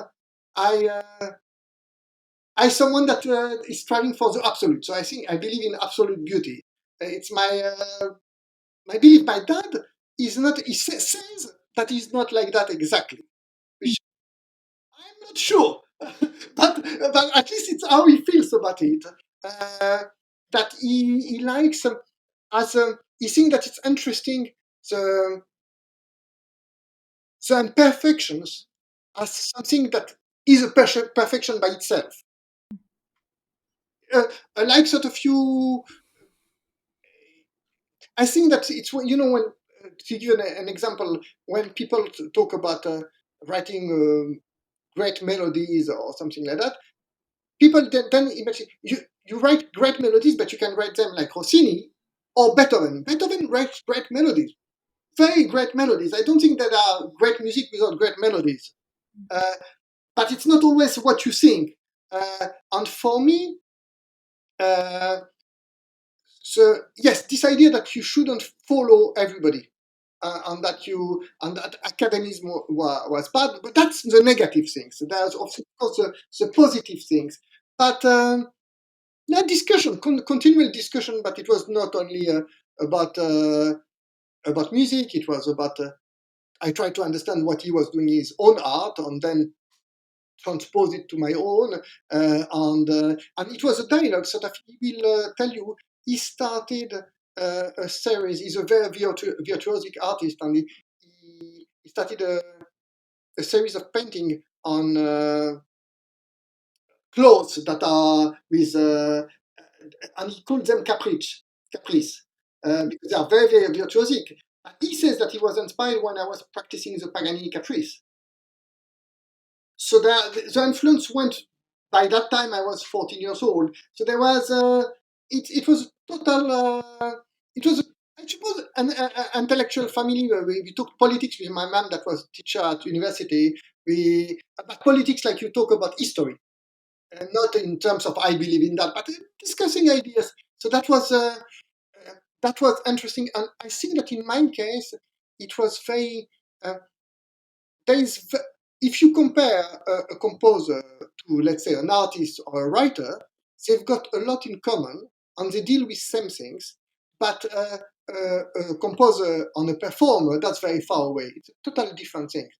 An artist will understand a lot more what I'm doing than a musician normally, because it's creating from nothing. It's a different experience.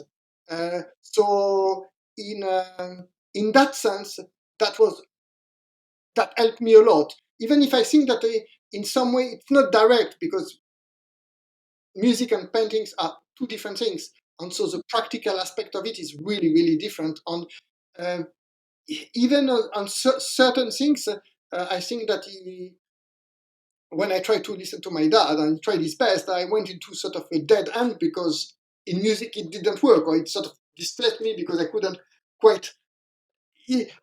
So, but it was very, very fruitful. And I suppose that if I had to put two influences, the biggest in my life would be my dad and then the great composers. So Bach, if I go in order, probably from the Bach and then Mozart, Beethoven, uh, the big ones, I think. And then probably in a different way, people, because of the sounds, Debussy and each of the big ones, because the secrets are in their music. Yeah. And can we talk Mr. Ashkenazy? Yes, So he he's known as a pianist to begin with, but he's now a well-known conductor, and he premiered your two orchestral works, no, as a conductor. yes, I think even he did three, I think, but Three? Oh my goodness! The one is the no, big band, and the other one is the If You Will It. It is No Dream. Violin Concerto as well he did. Oh, and it did. He also produced a album Yes, under. It's called Chandos. Am I yes, pronouncing? Shabbos is a label. Yes, Okay. That is a label, and then, so he performed your pieces, no? yeah, he recorded. That was Oh my great. goodness, But yeah, it's that's a big monumental achievement. I mean, one of the many achievements you made, but this is a big one, no? yes. To be honest, I think that I think that for me there are two different things that are very different as an artist. There is what you're really looking for that has got nothing to do with practical way. It has got nothing to do with fame. It has got the real achievement is what you write, and that's it. That's what will be there in 200 years or something like that, and it doesn't matter. It's like you know, whether you're famous, you're not famous, doesn't change anything. I mean, Mozart, you don't know where he's buried. Vivaldi is the same, and you had, I mean, fame is fickle, and it's just, it's not the point. I think, and it's not something that I really that I'm interested in some. But on the other hand, I think that it's because if you write music, it means that you really love it above anything else, and then it's like you love in life. Let's say that if you love your, in my case, if I love my wife, of course I want other people to love my wife as well, because I want people to see that she's wonderful. So it's the same about my works. If you really love what you wrote, you want to share it, but it's not something about ego. It's not the ego. So, and I think that in some way there are two aspects with people like Ashkenazy. Uh, there is the aspect of the career that is a big one, uh, but there are also other aspects. For me, I listen to his recordings as a pianist all the way since I was a young boy. I knew all his. Well, one of the reasons why I really love that much is the Chopin Etudes are through his recordings. I was listening a lot to his recordings of the Chopin Etude. Then after that, I listened to Cortot, to all sorts of different people. It started with Ashkenazy and the Beethoven sonatas. When I was young, I used to, because it's not like now that we got YouTube, you can compare easily.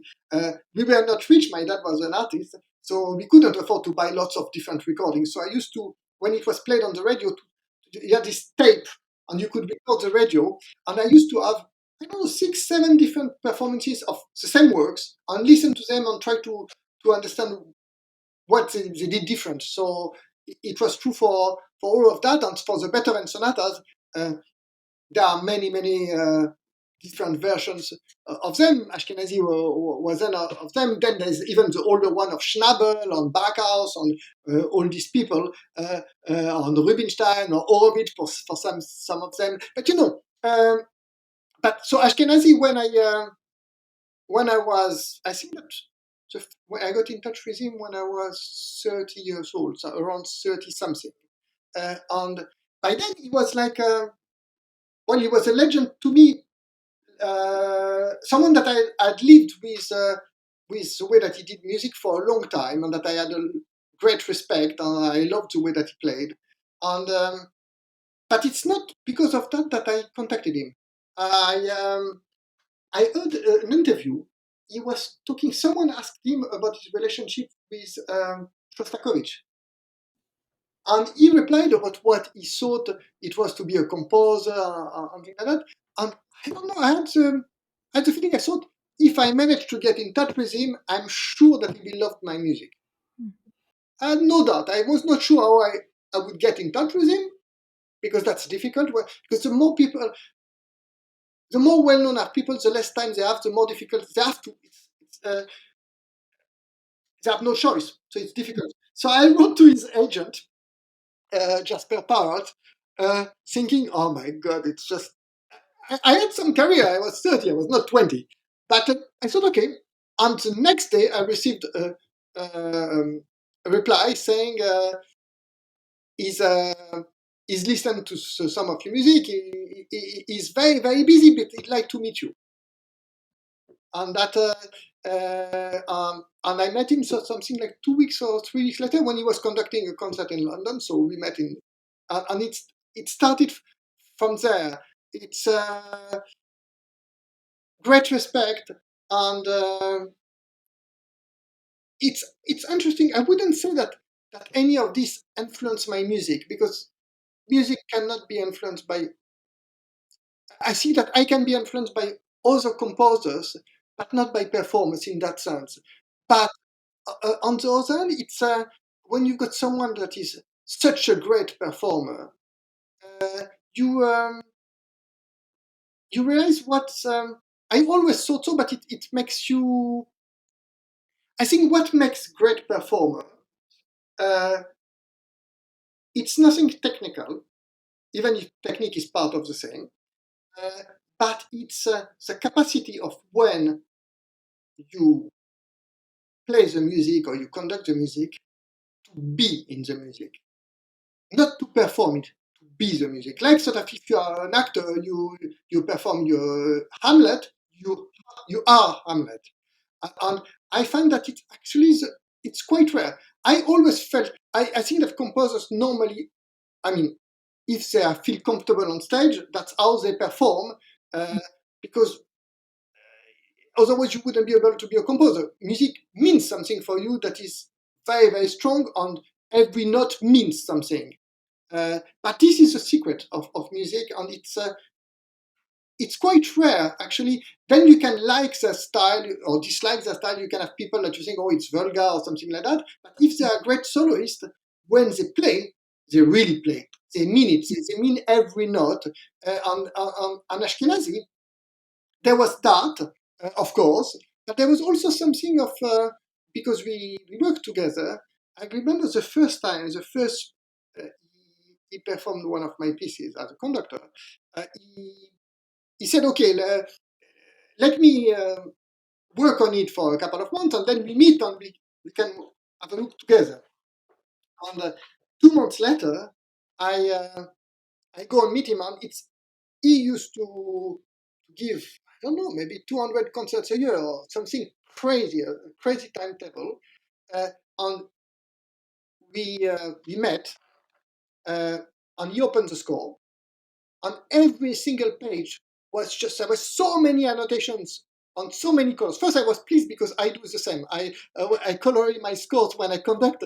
I use colors, so I was quite happy to see that I was not alone. So that was, but I looked at the amount of work. I mean, just to color the things that it did, it probably would have taken 30 or 40 hours. And there are just so many people that are nowhere as busy as him, that are smaller careers or something like that, that conductors that will conduct my works, and will have spent insufficient time. Because, and I think that there is no shortcut. If you want to conduct a piece that is 30 minutes long, if you are not going to spend 50 or 60 hours, wherever you are, it's not going to be good. Even if you are Mahler, it's just because if sometimes you could say that there's almost a relationship between how long it's taken to compose it to how long it takes to learn it. It's not equally, but if you spend 500 hours writing the work, there's no way that someone can learn it in 10. Just absolutely none. Impossible.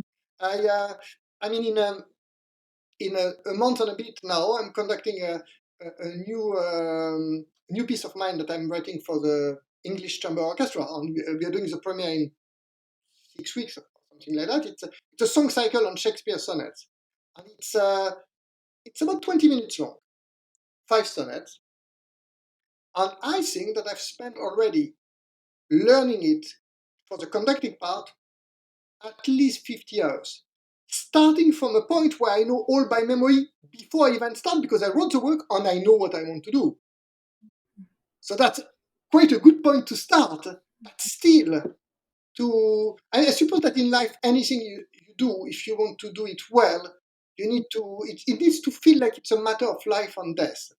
And I think that is, with Ashkenazy, he had that. He sort of, when he was on stage, when he was rehearsing, it mattered. And he was not, I mean, when we started to work together, he was not that old. He was probably 60 something. So that's not old for these days. Towards the end, when he was 75 or 76 or more, I mean, that's not that young anymore. I suppose that that was impressive, and there were, and it's also, I think that it's interesting that you, as a composer, when you write works, there are two things that are absolutely precise and that you can write are the notes and the rhythm, and that is precise. The dynamics are not precise. First, because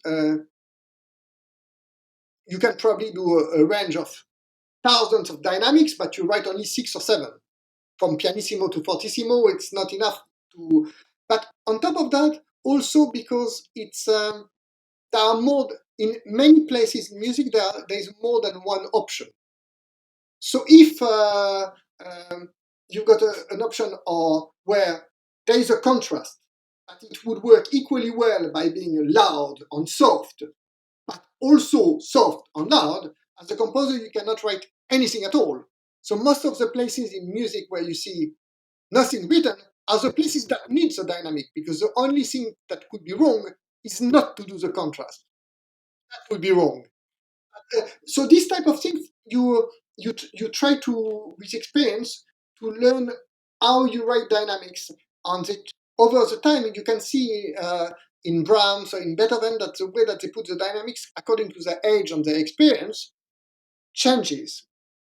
And I have not escaped that. I write dynamics a little bit differently that I used to do, I think, over the time. You get, whether you get better at it or different, it's difficult to say, but you change. And working with great musicians is interesting, because sometimes they didn't get it because they should have, even because everybody is human, and sometimes they didn't get it because maybe you were not, maybe you needed more, because for you as a composer, music is very obvious. It's what you do, and but you don't write music for other composers to perform you, even if it happens. You write it for great performers to perform you, and so you need to also understand how, from the other point of view, it goes both ways. The performance needs to understand what's the problematic of notation for the composer, but the composer also needs to understand how to best convey. It doesn't change the work, because, as you know, I mean, in Bach there is nothing written. So I mean, that's partly because in the music of Bach, it's so much about contrast. And in many times, it doesn't matter which way, so of course he can't write anything. That's the main reason why there's nothing written. In Beethoven, it's a little bit more. Sometimes there's only one way, and that's why he can write dynamics. Sometimes he can't. I would say that in my case, it's medium. It's in between. I think in general, sort of the atmosphere is one, but not always. Not always. So yes, I learned a lot with Ashkenazy, for example. He when we started working together, about maybe 20 years ago, he one of the pieces he conducted was the piece "If You Will It," and when we did the rehearsal, I told him that louder, and he said, "But you wrote 40." And for me, it was obvious that all dynamics are relative. So I thought, okay, the softer dynamic in the piece is piano, the loudest is forte, so the piano should be the softest and forte the loudest. But Ashkenazy thought a different way. He thought about that there are fortissimo, so forte is less than fortissimo, even if there are no fortissimo in the piece. I thought, okay, it's a point of view. It's just notation. So I understood that maybe I needed to write it a bit of a different way. There were. He also suggested sometime that it would be useful to put a word about the type of emotion. So you would not only the dynamics. So if you got something that comes from a really big fortissimo, and then there is piano, the piano would be a sort of relief from the forte. But is it peaceful or is it mysterious? So if it could be either, and I'm happy with either, because myself, if I was conducting it, sometimes it will be that, sometimes it will be that, then not write anything. But if for me, it's quite obvious that it's mysterious, then maybe write it.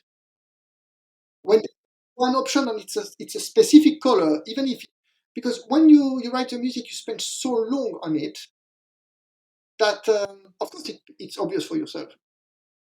And the performer will, first, it's not you, and each person is different, but also will not have that amount of time. So I think that that I learned and I learned things about as a conductor. I learned how he was dealing with the rehearsal time. That was interesting. I like that, but also thing, but that I found sort of he was very very similar to my dad. I think he's a very nice man, and he hated people that were not modest and that were putting other people down. He would treat the porter or a very rich person exactly the same, and I think it's important for me too. And it doesn't mean that it's. I think that in a way it's nice to be nice, but it's not that the person is not confident. But he's so confident that he doesn't need to try to pretend that he's happy with who he is, and he was very nice. It just with people, and it was, I don't know. It's just, when you try to be like that yourself, and not many people are in a business that is so hard to achieve, and you see someone else and people tell you you are too nice, you are too nice, you are too nice, and then you see someone else that is nice too. You think, oh, it's nice. That was, you don't need to. I think that was because my dad is my dad, so that's something. But somebody else that would behave well and with kindness and with no, it was and we shared also some other things like I'm never late for anything, uh, so I'm never late for my commission, so I take enough time. But also, I because I want the things to be good, I tend to arrive early for rehearsal, something like that. And when we did a concert in Leicester, he was conducting the Philharmonia, one of my pieces, and I left early, and I said to my wife, well, she said, no, I'm not arriving 2 hours before or something like that. It's your craziness. Just, I'll come with your dad and we'll come later. I arrived 2 hours early, but Ashkenazy was already there because he was like being nervous. So we shared a sandwich because he was there 3 hours before. Oh my God. Funny. So he said, do you want, I've got a sandwich. Do you want to share the sandwich? So, Really? That so, is. so I said to my wife, you see, I'm not totally mad. Actually. Wow. I Wow. think it comes from the same thing. If you want to do well and you want to give yourself the chances to do well, you don't do it at the last minute. Having said that, it's a psychological thing. So some people that are great are last minute people. So I mean, you can't categorize. But in this case, he was very much like me, early person. And he traveled. What I liked as well is he traveled with his wife most of the time. They had a nice relationship, which that's something that I learned from my dad as well. It's so easy in life to find excuses. So you are a bad person because art is difficult. So you betray your wife or things like that, but you are an artist. Or all sorts of things that excuses that have got nothing to do with it. I mean, what has it to do with it? You can be a really great composer or a terrible human being like Wagner, or you can be a good human being like Mozart or Schumann. I mean, it's got nothing to do with your art. But so yeah, I think that's something that I like to see, and that was and it was a long it was over many years with Ashkenazy, so I can't remember it really all the examples, but it's also I think that there was also, for example, when we recorded the CD, and he was conducting my violin concerto, and and I had a violinist, a friend of mine, that played my music very very well, and but she was not very well known. And but I thought that I was convinced that she would play it amazingly well because she's a fantastic violinist.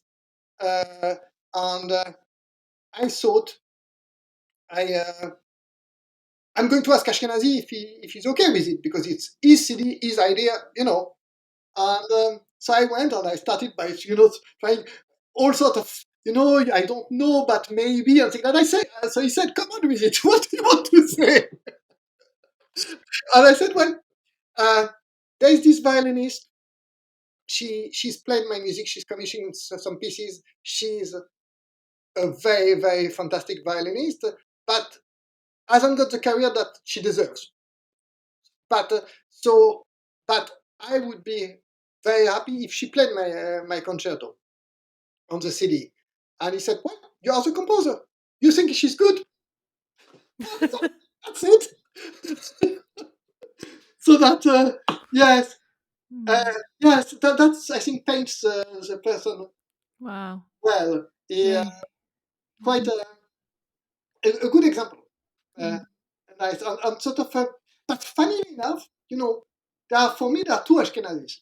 There's the Ashkenazi of all the CD that I listened when I was young, and he's one person, and there is the other one that I know, and I just don't manage to. And they're two different people. Really? It's like that when you know people. There's a real human being, Right. and the construction, the legend that you had when you. There are two different things. Wow. But this is exactly what I'm trying to do. Like, you as a composer and performer, what I see from all these beautiful photos and the websites and everything, and then the Spotify and then now you as a human and then telling me about all these beautiful stories and backstories. So it's really fascinating.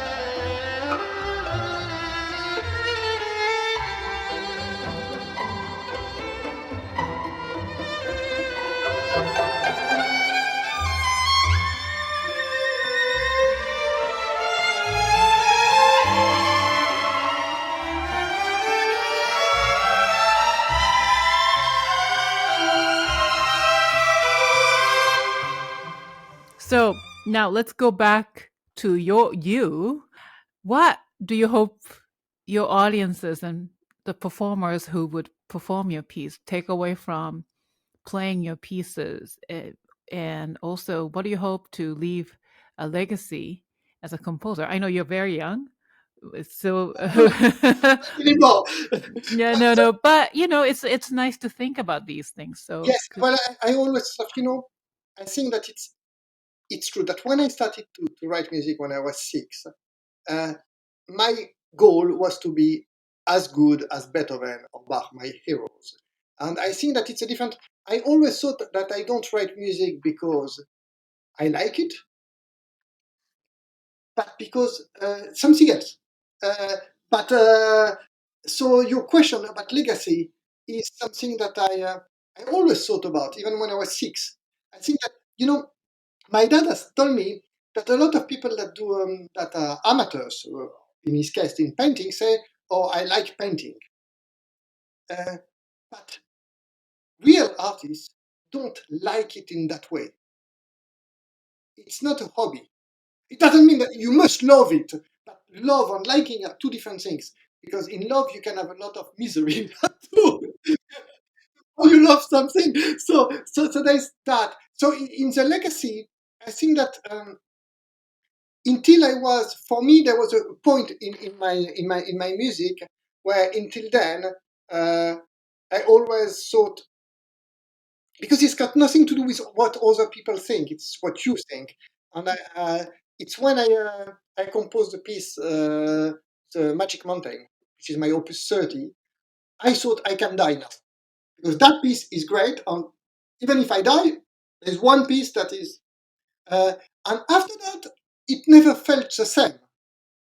And then I had but 10 years ago, I had lunch with a pianist that was playing my works, and she said, I think that you are in the golden age. Like there was Schumann, a time where he wrote all the pieces that he wrote were great, and then you're lucky, it's your time.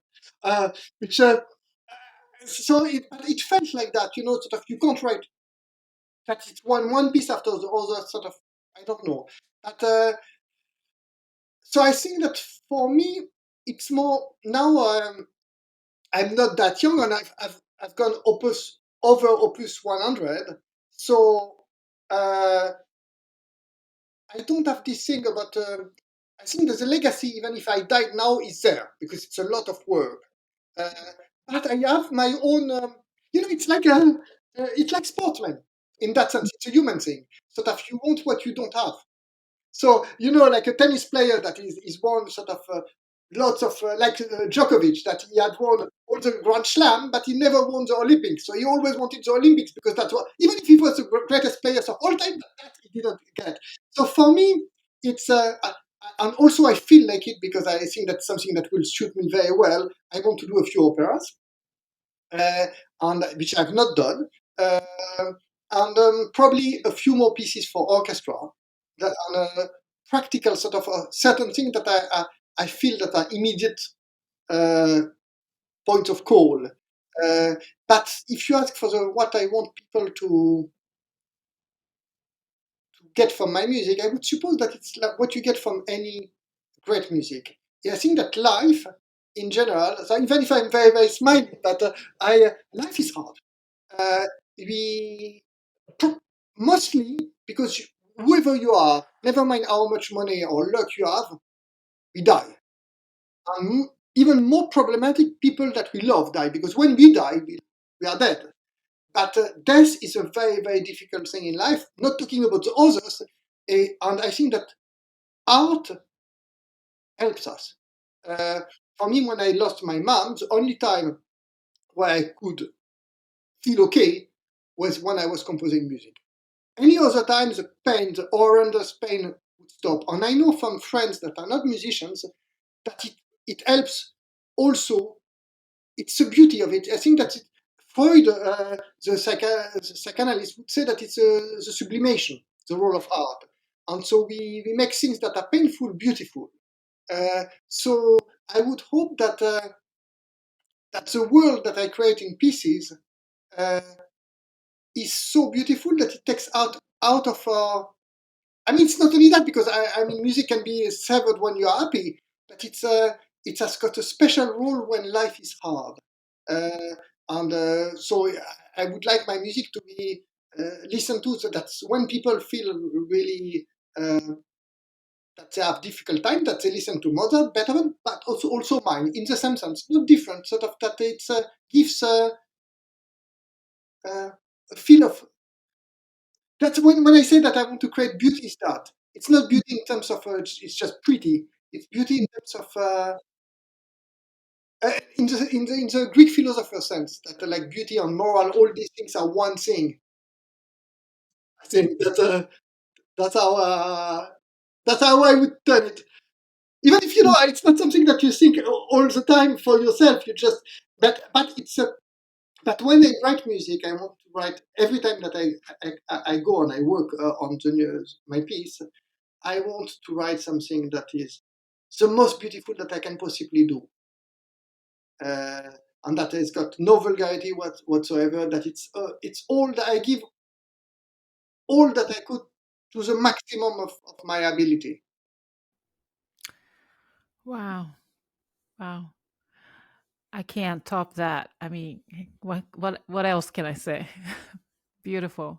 And I think right now, so many people are suffering in all parts of the world in many ways. And so I hope that the music is something that they can really easily access to. And as musicians, we can be just little part of their small, maybe happiness or maybe something that. As a composer, you can even sort of hope that people will, as amateur, play your music for the pleasure. Mhm. Yeah. That used to be more the case in previous centuries, but it's still happening. Yeah, it is still happening. Well, thank you. Well, this Yeah, has been a really, really meaningful conversation, but also I've learned a lot. It was what a masterclass, and so thank you so much, Nimrod. So before I let you go, two things to do. One is I would like to promote your works and also maybe any upcoming events you have, or maybe productions. So floor is yours. So take it away. I mean, for my works in general, there are just so many. Like you say, people can uh, go on my website and just explore. They can click and listen to various things. But in terms of concert, the one that my immediate big thing that I'm doing is the one that I talked earlier. That's why I talked about it, because I was just in the middle of preparing it. Is this concert in London where I'm conducting the English Chamber Orchestra, and we are doing an incredible program. We are doing two Elgar, and I love Elgar. It's beautiful, and I'm doing these Shakespeare songs with a fantastic soprano, Sarah Fox. And we are doing that, and that's on the 9th of March. So if anyone is in London, but I know you are in America, so it's a long way. Yeah. but who knows? I mean, it's on the internet, so. Right. Oh wow, that's exciting. Yes. So whoever. Mhm. Uh, I was just in Paris. I was conducting in Paris in December, and after that, I mean, my works are played all the time, but not always with me. But if people want to meet me in person, Mhm. that's and then I'm going to be in South America in the I think in August or something like that. And then things move all the time. So Right. Hey, if you ever are in America, United States, or especially in New York area, please let me know. it's a I would pleasure. love to, yeah, uh, really see you in person, but also love to hear your music live. So, and then I think a lot of musicians should play your music more. So, yeah. Thank And you. I'm gonna buy your what is it, the Shirim, and I'm gonna play and Études too, but especially Shirim. I want to really try immediately. Yes. So Thank you. of course. So this has been a incredibly fun and inspiring conversation, Nimrod. But before I let you go, we have one more thing to do. Remember, Ah, it's yes. the the piano rapid fire questions. So let's start. So I will start with the easier questions, and then it gets a little bit more advanced, as always in life. Yes. So I want you to answer them as short as possible, and then you don't have to explain anything unless if you want to. All Okay. right. All right. Question number one: what is your comfort food? Oh, I love all food. So my comfort food is food. Food. Okay. Yes. I like to cook. Oh, you do really? What do you like to cook? I like. My wife is Italian, so I cook a lot of Italian food. I'm good in risotto. I do a mean risotto. Wow. Wow, that is amazing. It's Ooh. mushrooms and all sorts of things. Oh, that sounds amazing. How do you like your coffee in the morning? I make it myself. You know, the Italian things that are in two things that you put. Most of the time, I grind it, and it's not only in the morning. My wife is Italian, so we drink coffee all day long, and it's just non-stop, like on a Okay. drip. Okay. Yes, that's true. Black, no sugar, no milk. Okay. Oh, wow. Sounds great. Are you a cat person or dog person? Oh, I love cats. I'm obsessed with cats. But I like dogs too. But cats are as an instrument for musicians, as an animal for musicians, because they are so beautiful and so impressive. They are incredible players, and they are so their gesture is exactly. It's just so fluid. Wow, I never thought that way. That's a beautifully said. Do you have a cat or No, because I no? think it's not fair when you travel too much. Animals, they are intelligent, Mm, and they suffer like human beings. You can't. I think it wouldn't be. But I got a visiting cat. He lives not far. Oh, But he comes every day. oh, really? Oh, that's cute. Oh, that's great. And you love them.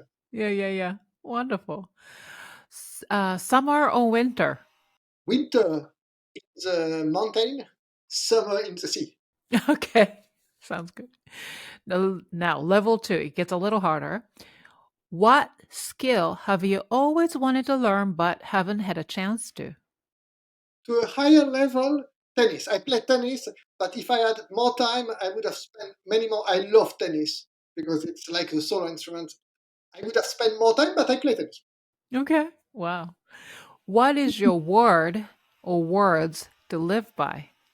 Oh, beauty, What is the most important quality you look for in other people? kindness. Name 3 people who inspire you, living or dead. This is hard. My dad, Beethoven. No, my dad. Oh no, yes, Beethoven, Bach. Okay. Oh, Mozart. He needs to be there too, but I know 3 is hard, I know.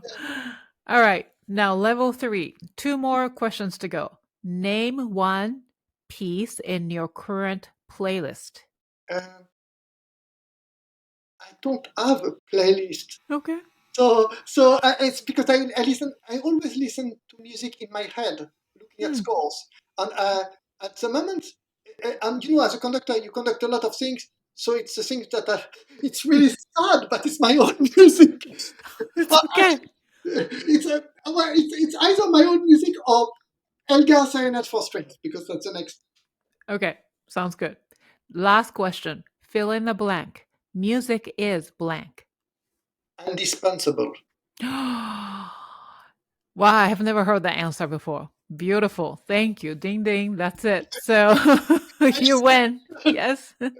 So this concludes this episode of the Piano Pod. A heartfelt thanks to you, Nimrod, for joining us today and sharing your incredible stories, insights, and expertise. So to our wonderful audience, you can learn more about Nimrod and his work by visiting his website at Nimrod-Borenstein.com and start listening to his wonderful piano solo and chamber orchestral works on all streaming services. And of course, thank you to our faithful fans and listeners for tuning in. If you enjoyed today's episode, please give it a thumbs up and subscribe to the YouTube channel. Don't forget to share and review this episode on your social media and tag the Piano Pod. It's one of the best ways to help us grow, and we'd love to hear your feedback. For the latest piano news and episodes, be sure to follow the Piano Pod on Substack, TikTok, and LinkedIn. I will see you for the next episode of the Piano Pod. Once again, Nimrod, thank you so much. Thank you very much. Thank you. Bye, everyone.